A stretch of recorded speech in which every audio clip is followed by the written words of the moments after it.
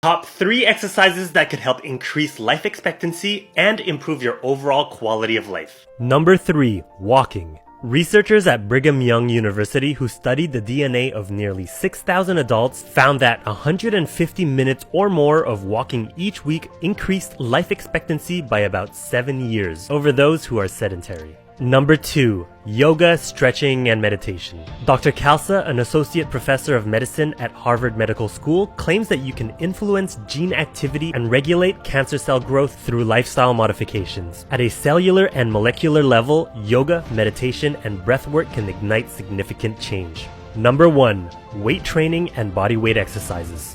Maintaining muscle strength throughout life, and especially later in life, is extremely important for longevity and aging independently. According to research by the University of Michigan, it was found that people with low muscle strength are 50% more likely to pass earlier than their stronger peers. Life is not only about the amount of years you live, it's how you're living those years. Are you living life to its full potential, or is your health holding you back?